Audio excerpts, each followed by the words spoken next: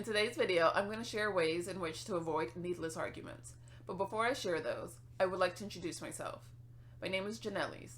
I created this YouTube channel to share my personal journey towards trauma healing in a completely transparent way. It is my goal with this channel to enable myself and others to live a life filled with joy, trust, and fulfillment. To join me on this journey, please subscribe to my channel.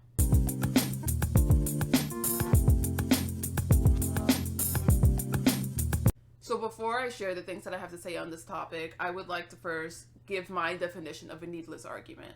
And for me, that's an argument that doesn't really result in something productive.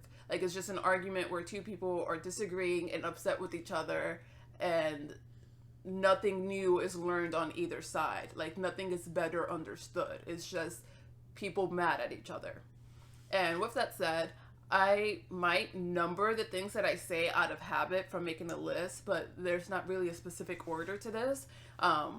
It's just things that I've noticed that have helped me avoid needless arguments. So typically before arguments happen, you can feel them about to come up. Like, you can feel the tension rising.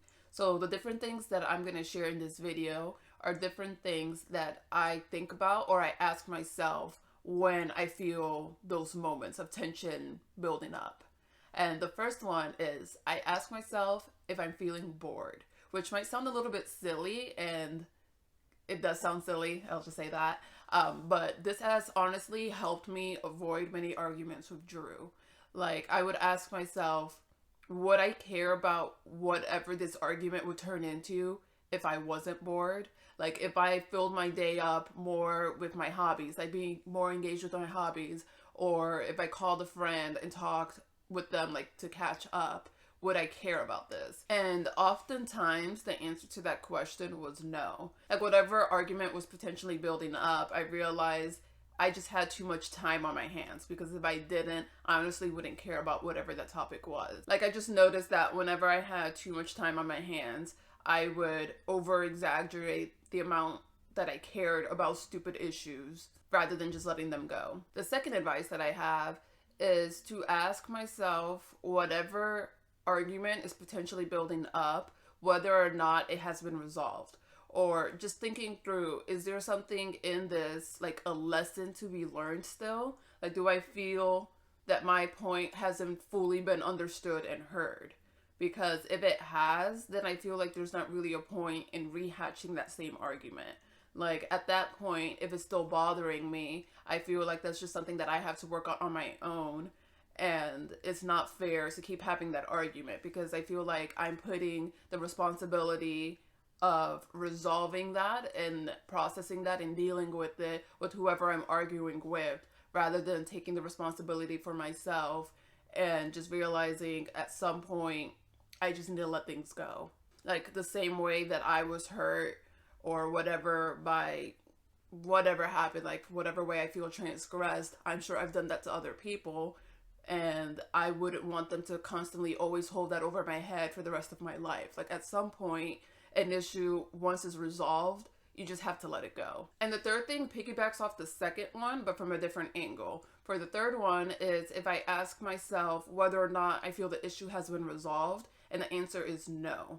So for these situations, if I feel like my point hasn't been fully understood, then I try to think ahead of time what has not been understood. Like, what message do I want to convey, and make sure to focus on that to avoid distractions or to avoid getting upset at how long I feel it took for my point to be understood. Like, really focusing on how I can best deliver the message and have an end goal in mind. And I feel this really helps make sure something productive comes out of a potential argument, rather than just disagreeing or being upset for argument's sake. And then another thing that has really helped me in a big way avoid needless arguments is learning how to let things go, which is taking me a lot longer than I wish it would have.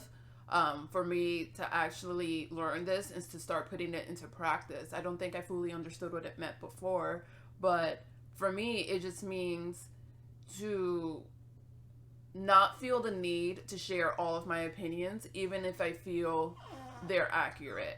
Like, before, I would feel validated in sharing what I had to say, if I felt what I was saying was true.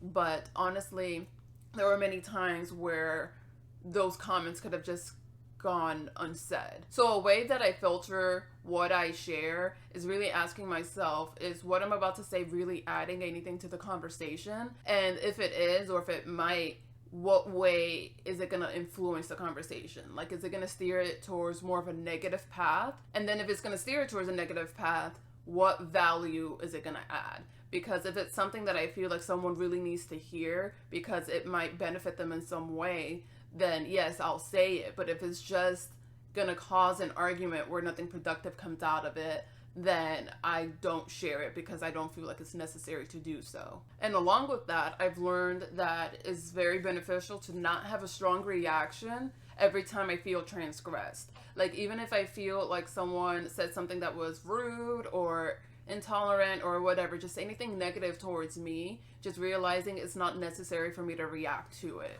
Like, this is something that I've heard throughout my life, and I'm sure you guys have as well. Like, whenever someone is saying something negative towards you, there's a good chance that they're probably projecting their problems onto you, or whatever they're saying is rooted in something that has nothing to do with you.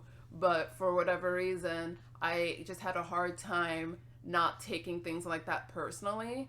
But I've learned that I just feel more at ease and more calm whenever I just let things like that just slide. And this last one is definitely easier said than done. I definitely have to be mindful of it. Like, before, I just thought things once it made sense to me in my mind, like a new rule of life of, like what I said, just learn to let things go, that it will just then happen innately. Like, I wouldn't have to put that much effort into making it a new habit for myself. But I just realized that life doesn't work that way. Like, just because you realize something new to implement in your life that will make your life better doesn't mean that you don't have to put in the work in implementing that for yourself. So again, for this one, and honestly for all of them, these are things that I have to think through and make the conscious effort of being that way. Like, I ask myself, what type of person do I want to be? Do I want to be the person who has this petty argument just because I feel like someone was rude to me? Or do I want to be the type of person who can just let that go and just continue enjoying the moment and enjoying what I'm doing? Because I would rather that, rather than have my fun or good times ruined or tainted by a conversation that didn't really need to happen. So these are different things that I think through that have helped me become less of a bitch, essentially. But please share with me in the comments different things that you think through that help you avoid needless arguments.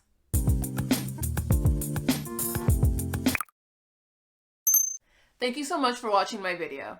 If you would like to further support my content, please go to patreon.com/yourfriendjanellis to become a member of my Patreon. As you may know, Patreon is a way for fans to support the content that they love on a monthly basis. Members of my Patreon enjoy the exclusive benefits of a chat community, live streams, and guaranteed access to me via direct messaging. By supporting my Patreon, you're allowing me to dedicate the time and effort necessary to create, edit, and upload new videos on a weekly basis. Thank you so much for your support, and I appreciate you all.